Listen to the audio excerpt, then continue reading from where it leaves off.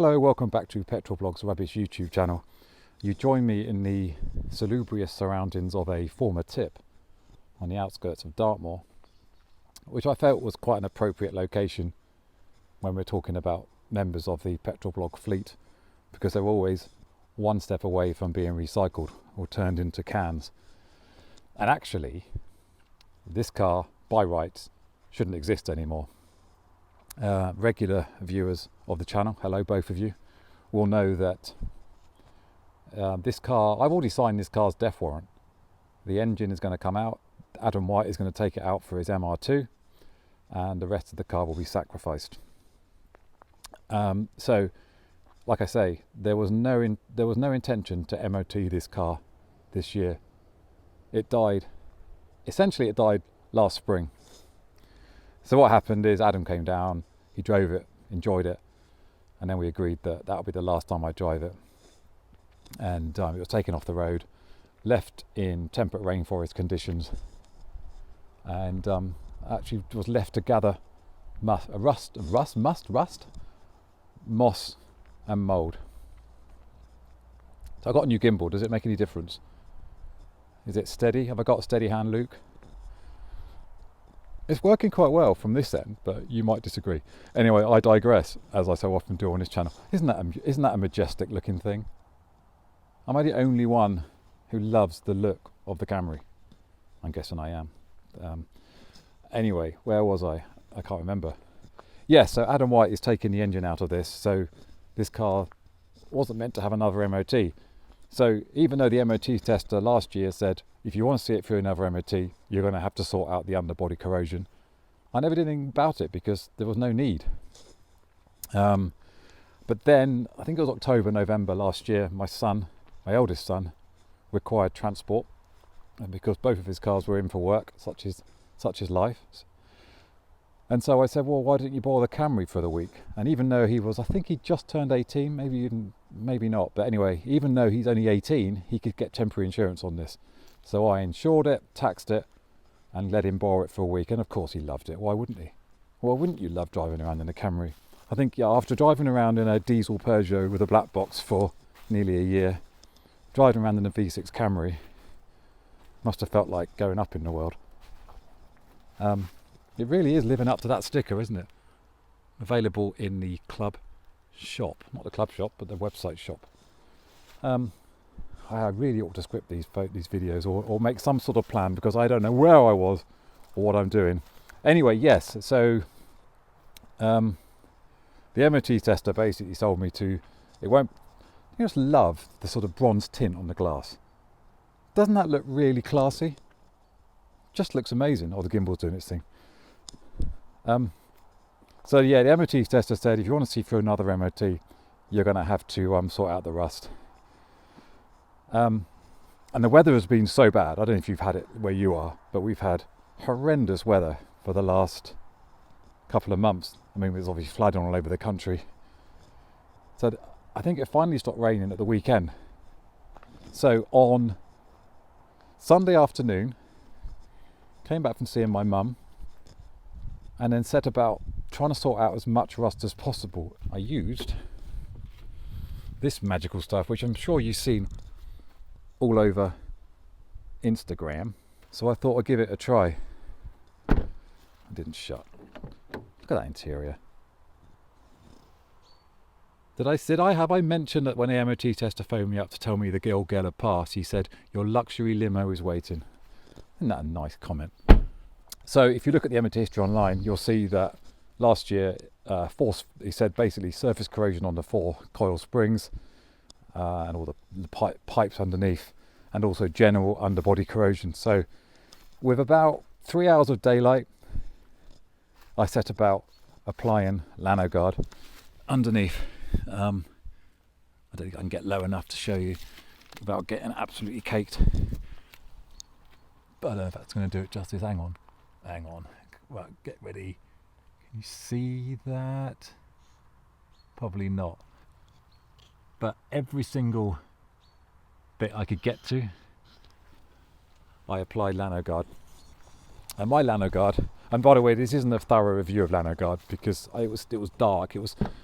well, it had gone dark. I was listening to 606 on Radio 5 Live by the time I'd finished, and I've used about a half of this, and that was about 60 quid. I bought it this time last year, so I can't tell you for exactly how much it cost, but it came with this kind of nozzle spray dispenser.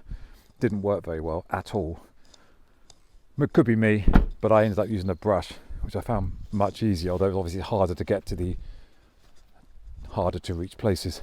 But it must have worked because I've got no advisories for corrosion now. Like I say, I'm not saying, you can just about see the fruits of my labour up there. I'm not saying it's a proper job.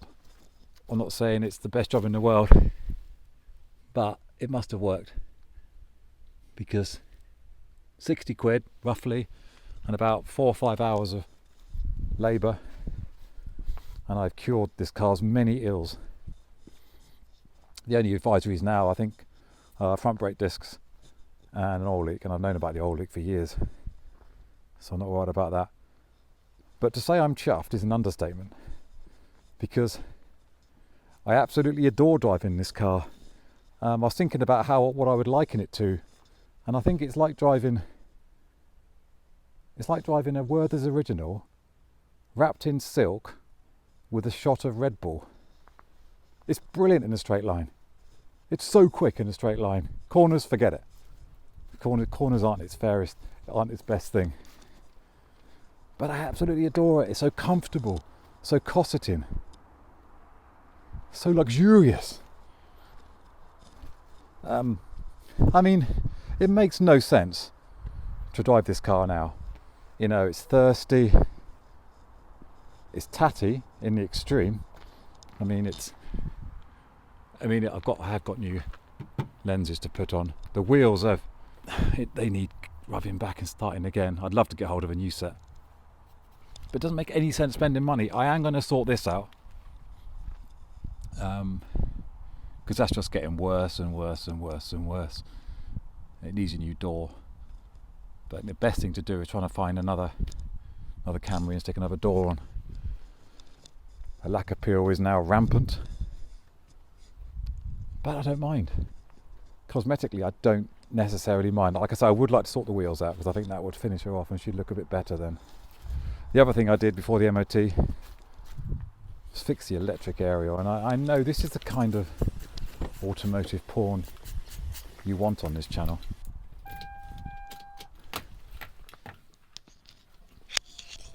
Look. I mean, in fairness, it doesn't go all the way up, but men of a certain age will relate to that. But it should retract all the way now, which I see as a quick win, because it wasn't. Go on, don't let me down. Yes, what a win. What else did I do? Well, I just gave it a thorough clean. That's today's mud, not any other day. But the thing is, I said this to my eldest son, of all the cars, bearing in mind this car was left for 6 months, at least 6 months. It's the only car on the fleet where you don't get mould inside. So hats off to the Japanese, because they figured that 25 years, 26, 27 years later, this car could be laid up in a temperate rainforest for half the year. So they had to make sure no mould would gather on the inside. Sorry if there's any wind noise, by the way. I still haven't invested in a microphone because it's a rubbish channel.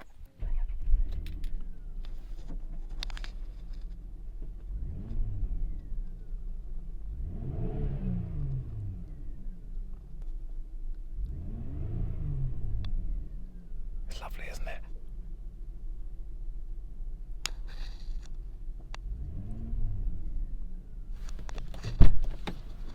And what I like about this car, well, there are many things I like about this car, but it is such a good long distance car.